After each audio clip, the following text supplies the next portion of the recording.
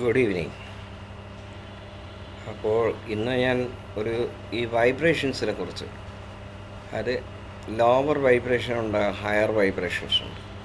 നമുക്കറിയാം, ഈ പ്രപഞ്ചം മുഴുവനും ത്രസിച്ചുകൊണ്ടിരിക്കുകയാണ്. വൈബ്രേഷൻ കൊണ്ടാണ് ഇവിടെ പ്രപഞ്ചം നിൽക്കുന്നത്. അതുപോലെ തന്നെ മനുഷ്യന് ഉള്ള വൈബ്രേഷൻസാണ്. നമ്മുടെ വൈബ്രേഷൻ നിന്ന് പോകുമ്പോൾ ചത്തുപോകും. അപ്പോൾ അതാണ്. അപ്പോൾ ഒരു സെല്ലുലാർ വൈബ്രേഷൻ ഉണ്ട്, ഹാർട്ടിൻ്റെ ഭാഗത്ത് പ്രത്യേകിച്ചുണ്ട്, അരിത്മ എന്ന് പറയും. ഇങ്ങനെയൊക്കെയുള്ള വൈബ്രേഷൻ ഉണ്ട്. അതിൽ ഏറ്റവും കൂടുതൽ ഇലക്ട്രിസിറ്റി പാസ് ചെയ്യുന്ന ഒരു ഏരിയ എന്ന് പറയുന്നത് ബ്രെയിനാണ്. അപ്പോൾ അത് ബ്രെയിനിൽ ഉണ്ടാകുന്ന വൈബ്രേഷൻസ് വളരെ കൂടുതൽ ആണ്.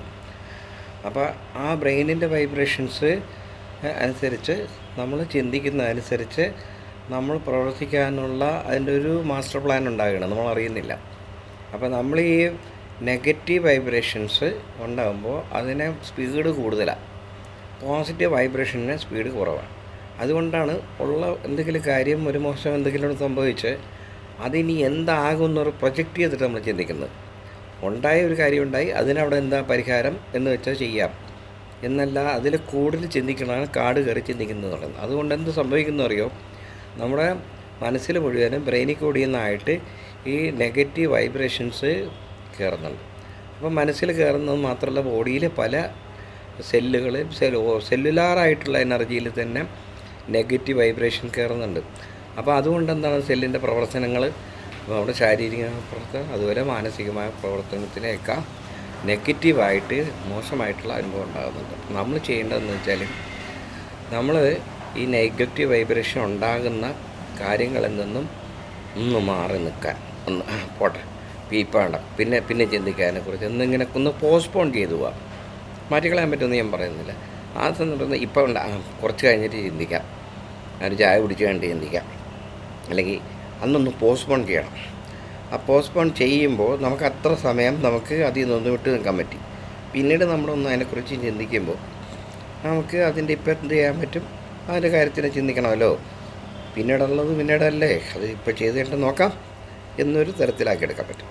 പിന്നെ വേറൊരു കാര്യം പറയുന്നത്, നമ്മളിപ്പോൾ അങ്ങനെ നമ്മുടെ പ്രശ്നങ്ങളും കാര്യങ്ങളിലൊക്കെ ഇങ്ങനെ നെഗറ്റീവ് വൈബ്രേഷൻസ് നമ്മൾ ചിന്ത വരുന്നത് കൂടാതെ നമുക്ക് ചുറ്റുപാടും ഒരുപാട് നെഗറ്റിവിറ്റിയാണ്. ആ മനുഷ്യരാണ് കൂടുതൽ നെഗറ്റീവ്. ഈ നെഗറ്റീവ് പറയുന്ന ആളുകളുടെ അടുത്ത് ഞാൻ ഇതിനു മുമ്പ് പറഞ്ഞിട്ടുണ്ട്, നിങ്ങൾ പതുക്കെ വിട്ട് നിൽക്കുക, എന്തെങ്കിലും എക്സ്ക്യൂസ് പറഞ്ഞിട്ട്. അതിപ്പോൾ ഫാമിലി മെമ്പേഴ്സാണോ പുറത്തെ ആളുകളാണോ ഒന്നും നോക്കേണ്ട കാര്യമില്ല.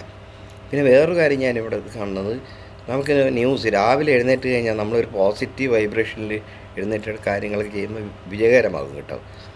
അതിന് പകരം എന്താ, നമ്മൾ നെഗറ്റീവ് വാർത്തകൾ ടി വിയിലൂടെ ആണെങ്കിലും മാധ്യമത്തിലൂടെ ആണെങ്കിലും ഇതെല്ലാം കേൾക്കുന്നത്. ഇതൊന്നും ഈ ടി വി ആകട്ടെ അല്ലെങ്കിൽ ഈ പത്രമാകട്ടെ, ഇതൊക്കെ നേരെ കയറി നമ്മുടെ മുമ്പിൽ വന്ന് ചെകുത്താൻ പ്രത്യക്ഷപ്പെടുന്നവർ ചെയ്യുന്നില്ലല്ലോ. പത്രമാണെങ്കിൽ തുറന്ന് വായിച്ചാലേ ഉള്ളൂ, ടി വി ആണെങ്കിൽ വെച്ച് കേട്ടാലേ ഉള്ളൂ. അപ്പോൾ നിറയെ നമ്മൾ നെഗറ്റീവ് വാർത്തകൾ മനസ്സിലാക്കി, ഒരു ട്രിക്ക് മനസ്സിലാക്കിയിട്ടാണ്. നമുക്കെല്ലാം നെഗറ്റീവിനോട് കൂടുതൽ താല്പര്യം എന്നറിയാം. അതുകൊണ്ടാണ് നമ്മുടെ നാട്ടിൽ പ്രത്യേകിച്ചും, വിദേശ നാടുകളിലൊന്നും ഞാനിങ്ങനെ കാണുന്നില്ല ഈ നെഗറ്റീവ് വാർത്തകൾ ടി വി തുറന്നാലും പത്രം തുറന്നാലൊക്കെ കാണുന്നത്.